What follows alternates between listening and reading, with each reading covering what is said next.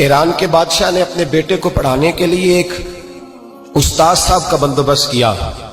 استاد صاحب کو کہا کہ میرے بچے کو دین پڑھائیے، میں چاہتا ہوں کل اس نے عنان حکومت کو سنبھالنا ہے تو یہ دین سے آگاہ ہو جائے، اس کو کچھ سکھائیے، پڑھائیے۔ بہت نیک بزرگ بڑے درویش عالم پڑھانے لگے، اسباق مکمل ہو گئے، دین کے اسباق قرآن مجید پڑھایا، احادیث طیبہ کا درس دیا، اصول فقہ سے روشناس کرایا۔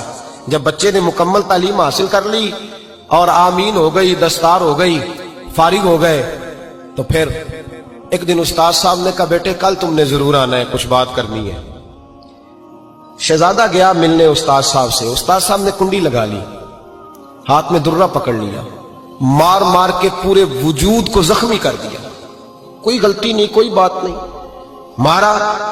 اب بچہ آیا آ کے بادشاہ سلامت سے کہا کہ ابا جی سمجھ نہیں آئی، بڑا مارا ہے استاد۔ تو سیانے تھے نا بادشاہ، یہاں تو قاری صاحب روز کٹہرے میں کھڑے ہوتے ہیں، مولوی صاحب آپ نے میرے بچے کو کیوں مارا ہے؟ آپ 8,000 کے مولوی ہیں، میرا کئی کروڑ کا بچہ ہے، سویرے بدل لیں گے، خبردار آپ نے بچے کو ہاتھ لگایا، اپنی حیثیت میں رہے معاذ اللہ۔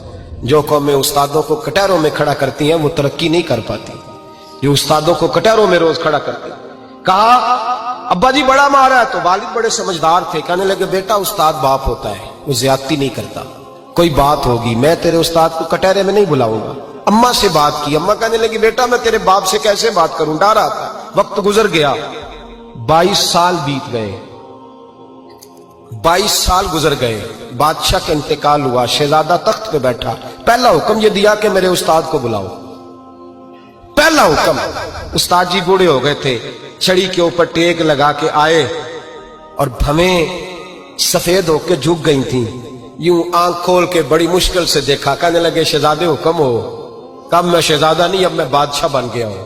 استاد جی 22 سال بیت گئے، آپ نے مارا تھا، پر وہ درد چونکہ زیادتی کی تھی، میرا قصور کوئی نہیں تھا، تو نہ میری روح سے درد گیا ہے نہ میرے جسم سے گیا ہے، میں بے اختیار تھا، پوچھ نہیں سکتا تھا، آج با اختیار ہوا ہوں۔ سب سے پہلے پہلا حکم آپ کو دیا، بلایا ہے، بتائے کیوں مارا تھا، کیوں مجھے مارا تھا، میری زیادتی بتائے۔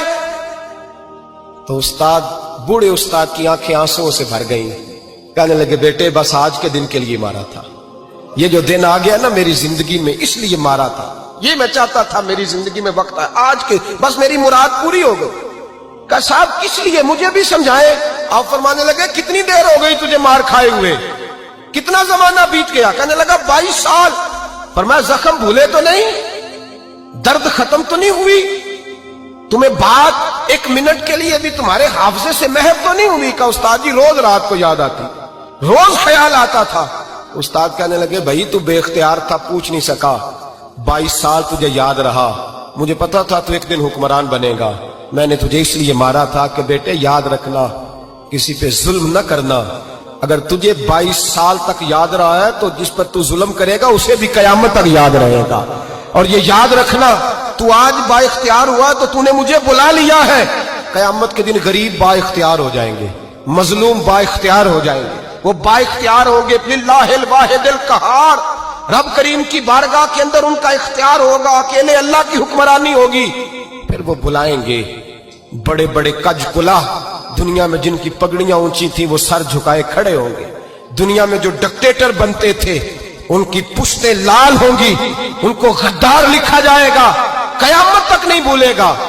ظلم کرنا تو سوچ سمجھ کے کرنا، اتنا کرنا جتنا تم سہ سکتے ہو، اتنی زیادتی کرنا جتنی قیامت میں تم برداشت کر سکتے ہو۔ میرے نبی کریم صلی اللہ علیہ وسلم نے فرمایا ظلم سے بچو، یہ قیامت کے اندھیروں میں سے ایک اندھیرا ہوگا، زندگی میں زیادتی نہ کریں، اگر تھوڑی دیر کے لیے کوئی چیز برداشت کر جائیں گے تو وہ فائدہ دے جائے گی، کچھ دیر کے لیے اگر سہ جائیں گے تو نفع مل جائے گا، سہنے کی کوشش کریں۔